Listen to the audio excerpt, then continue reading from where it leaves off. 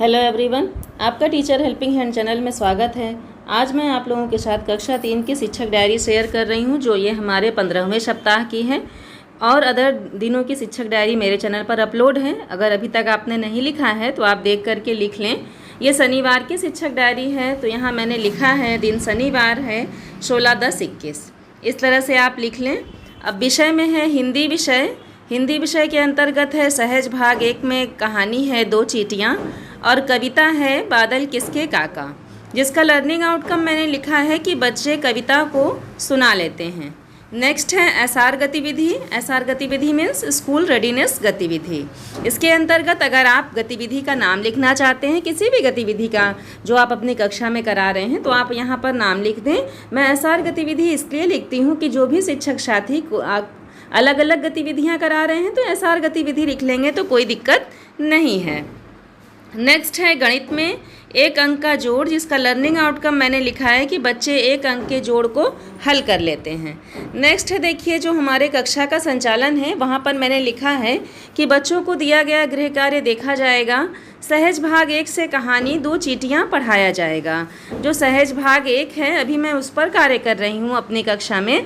अगर आप सहज भाग 2 का या सहज भाग 3 का प्रयोग कर रहे हैं अपनी कक्षा में तो आप अपनी शिक्षक डायरी में वो लिखें। मैं अभी सहज भाग 1 पढ़ा रही हूँ, इसलिए मैं सहज भाग 1 लिखी हूँ। मैं अपनी कक्षा में प्रतिदिन अपने बच्चों को सहज से कहानियाँ या फिर जो हमारे पुस्तकालय में जो बुक्स हैं उसमें से कुछ कहानियाँ अपने बच्चों को प्रतिदिन सुनाती हूँ।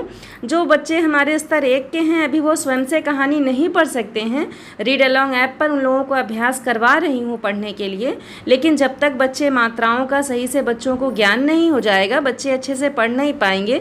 तो लर्निंग ऐप के कारण स्तर 1 के बच्चों का काफ़ी मेरे कक्षा के काफ़ी बच्चे पिछड़े हैं। इसलिए मैं अपने उन बच्चों के लिए प्रतिदिन अपनी कक्षा में कहानी बच्चों को सुनाती हूँ और कहानी पर आधारित प्रश्न अपने बच्चों से करती हूँ। नेक्स्ट है देखिए, कविता बादल किसके काका को बच्चों को याद करवाकर सुना जाएगा। मैंने पिछले दिन अपने बच्चों को होमवर्क दिया था कि आप लोग याद करके आएंगे, तो वही मैंने लिखा है यहाँ कि याद करवा करके बच्चों को सुना जाएगा बच्चों से। नेक्स्ट है कविता को लिखवाया जाएगा। बच्चे बिना देखे कविता लिख लें, इसका प्रयास किया जाएगा कि बच्चे बिना देखे लिख लें। आवश्यकता पड़ने पर मैंने अपनी कक्षा में कविता को बोला भी था, कविता को मैंने कहा और बच्चों को लाइन वाइज मैंने कविता सुनाया बच्चों को और बच्चों से लिखवाने का अभ्यास करवाया था, तो वो मैंने यहाँ लिखा है। नेक्स्ट है एसआर गतिविधि कराई जाएगी। फिर है स्तर 1 के बच्चों को 1 अंक का जोड़ समझाया जाएगा। स्तर 2 के बच्चों को 2 अंक का जोड़ हल करवाया जाएगा। मैं अब स्तर 1 और स्तर 2 के बच्चों को अलग अलग वर्क कराती हूँ, जो मैं अपनी शिक्षक डायरी में लिखती हूँ। ऐसे ही आप सभी शिक्षक साथी अपनी अपनी कक्षाओं में करें, क्योंकि मुझे उम्मीद है कि सभी के जितने भी विद्यालय हैं या जो भी कक्षाएँ हैं हमारे शिक्षक साथियों के, सभी में बच्चों का लर्निंग गैप हो चुका है और बच्चे अपने स्तर के अनुसार से अभी वर्क नहीं कर पा रहे हैं।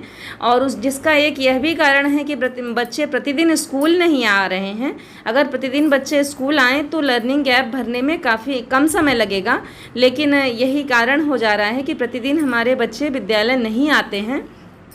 इस कारण से स्तर 1 के बच्चों में अभी सुधार नहीं हो पा रहा है। अभिभावक से संपर्क भी किया गया है, काफ़ी बच्चों में सुधार आया है, लेकिन अभी सभी बच्चों में सुधार नहीं आया है। तो इसलिए मैं आप लोग भी अपने अपने क्लास में स्तर 1 स्तर 2 जो हम लोग आंतरिक मूल्यांकन बच्चों का किए हैं उसके आधार पर बांट करके बच्चों का कक्षा का संचालन करें, बच्चों को उसी अनुसार से पढ़ाएँ।